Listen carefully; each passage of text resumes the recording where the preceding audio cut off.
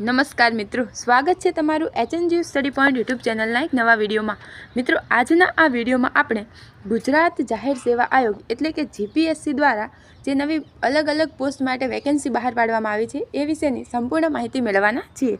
મિત્રો, આ વિડીયોમાં આપણે જોઈશું કે આ જે અલગ અલગ પોસ્ટ છે તો એના માટે જે ભરતી બહાર પાડવામાં આવી તો એના ફોર્મ ભરાવાના ક્યાંથી શરૂ થશે, ફોર્મ ભરવાની અંતિમ તારીખ કઈ રહેશે, અલગ અલગ જે પોસ્ટ માટે છે તો લાયકાત શું માગવામાં આવી છે અને જે અનુભવ કેટલો માગવામાં આવે છે એ વિશેની સંપૂર્ણ માહિતી આ વિડીયોમાં મેળવવાના છીએ।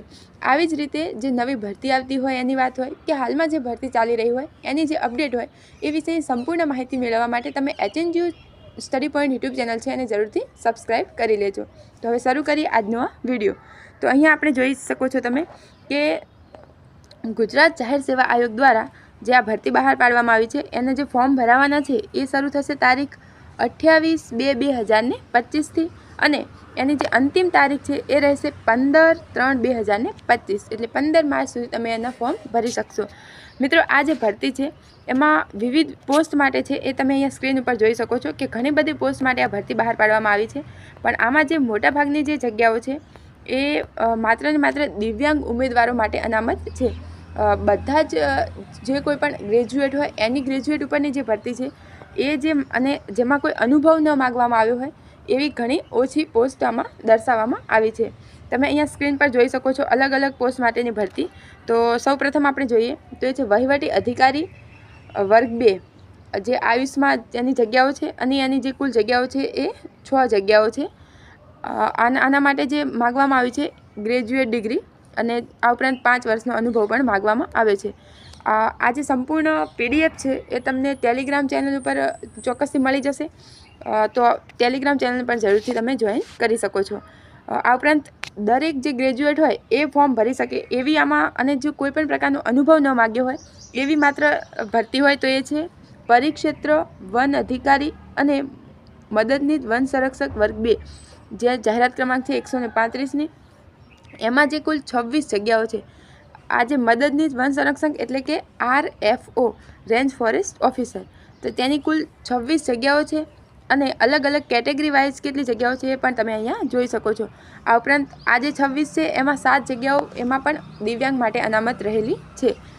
આ જે RFOની ભરતીની વાત છે તો એની જે પ્રિલિમ એક્ઝામ છે એ તારીખ 10/5/2025ના રોજ લેવામાં આવશે અને કોઈ પણ જે બેચલર ડિગ્રી ધરાવતા હોય એ આમાં ફોર્મ ભરી શકે છે। આ ઉપરાંત જે અલગ અલગ પોસ્ટ અહીંયા આપવામાં આવી છે તો જે વધારે પોસ્ટવાળી જગ્યાઓ છે એમાં છે પશુ ચિકિત્સા અધિકારી વર્ગ 2, જેમાં 261 જગ્યાઓ છે। આ ઉપરાંત ખેતી અધિકારી વર્ગ 2 કે જેમાં 40 જગ્યાઓ છે। આ જે અલગ અલગ અહીંયા તમે જોઈ શકો છો સંપૂર્ણ, અને આ જે જગ્યાઓની વાત છે તો એના માટે અહીંયા તમે જોઈ શકો છો એના માટે સ્પેશિયલ અનુભવ પણ માગવામાં આવે છે અને અલગ અલગ ડિગ્રી પણ માગવામાં આવી છે, જેમ કે BE હોય, BTech હોય, એ તમે અહીંયા જોઈ શકો છો। આ જે PDF છે તમે ચોક્કસથી ટેલિગ્રામ ચેનલમાંથી જોઈ શકશો। આ ઉપરાંત અહીંયા તમે જોઈ શકો છો અલગ અલગ જે પોસ્ટ છે એમાં જે ભરતી છે એમાં સહાયક પ્રાદેશિક વાહન વ્યવહાર અધિકારી વર્ગ 2, આ ઉપરાંત જુનિયર સ્થાપિત વર્ગ 2 માર્ગ મકાન વિભાગમાં જે ભરતી છે તો દરેક માટે અલગ અલગ અહીંયા ભરતી આપવામાં આવી છે। આ ઉપરાંત અહીંયા STIની ભરતી પણ છે, રાજ્ય વેરા નિરીક્ષક વર્ગ 3, પરંતુ આ જે ભરતી છે એ માત્ર ને માત્ર દિવ્યાંગો માટે અનામત રહેલી છે। અહીંયા તમે નીચે જે જોઈ શકો છો બધી જે જગ્યાઓ કે આ બધી જે છે આ બધી જે ભરતી છે એ માત્ર ને માત્ર દિવ્યાંગો માટે અનામત રહેલી છે। અહીંયા તમે ઉપર જોઈ શકો છો કે દિવ્યાંગો માટે અનામત જે હોય કુલ જગ્યાઓ પૈકી દિવ્યાંગો માટે ઉમેદવારો માટે અનામત હોય એ, તો અહીંયા જે નીચે જે દર્શાવવામાં આવી છે આ બધી જે ભરતી છે એ માત્ર ને માત્ર દિવ્યાંગ ઉમેદવારો માટે અનામત રહેલી છે, એ તમે અહીંયા જોઈ શકો છો।